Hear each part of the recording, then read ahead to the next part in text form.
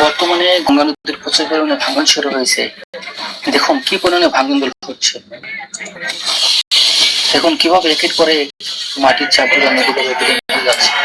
কত বড় একটি নারকেল গাছ তোমাদের নদীতে। আজকে আমরা আপনাদের দেখাতে চলেছি ভারতের যে গঙ্গা নদীতে প্রচুর পরিমাণে ভাঙন সৃষ্টি হচ্ছে। আর এখানে আজকে কিন্তু একসাথে 3টি গ্রামে শুরু হয়েছে। কিন্তু এই গঙ্গা নদী এই 3 গ্রামের যে পরিমাণে ক্ষয়ক্ষতি করছে তাতে মনে হয় যে আর এই গ্রামগুলো রক্ষা পাবে। আমি ছাত্রলা শ্রীকান্ত টোলা এবং মুদিরাম টোলা যে সংযোগ সড়কটি ছিল আশ্চর্য, গঙ্গা না তোমাদের মাতা, মাতার এই কাজ, দেবী হিসেবে তাকে পূজা করো, সে তোমাদের ঘর বাড়ি সব ভেঙে নিয়ে যাচ্ছে, এটা কেমন কথা? এরকম একটা নদীকে তোমরা মা ডাকছো কেন? এরকম মা ঘরে রাখে কেউ? কারো তালিকায় এরকম মা থাকার কথা? কোত্থেকে হিমালয় থেকে নেমে এসেছে একটা নদী, তাকে বানিয়েছে তোমরা মাতা। ক্ষণেক বলো মাতা, ক্ষণেক বলো দেবী, ক্ষণেক স্বর্গ থেকে নামিয়ে আনো, ক্ষণেক তার গর্ভে 8টা পুত্র সন্তান জন্ম দেয়, তারা অষ্টবসু হয়ে যায়, কত কিছু তোমরা ঘটাও।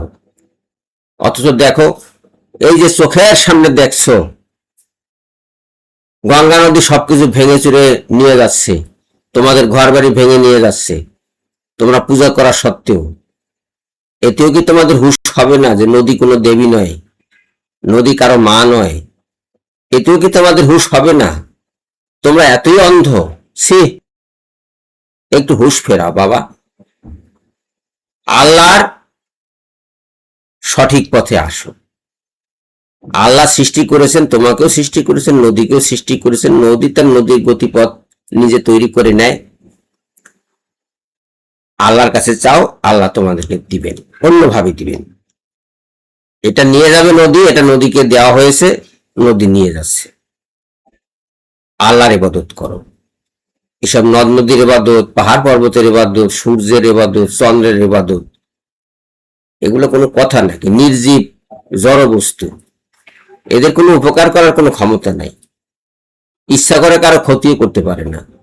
সে তার গতিপথে পানি এগিয়ে যাচ্ছে, আল্লাহর হুকুমে পানি এগিয়ে যাচ্ছে, জমি ভেঙে নিচ্ছে। এর মাঝে নদীর করার কিছু নাই, গঙ্গার কিছু করার নেই। আর গঙ্গায় কোনো নারী নাই, এটি একটি নদী মাত্র, অন্য আর কিচ্ছু না। হুঁশ ফেরাও, চোখ খোলো। অন্ধ আর কতকাল থাকবে?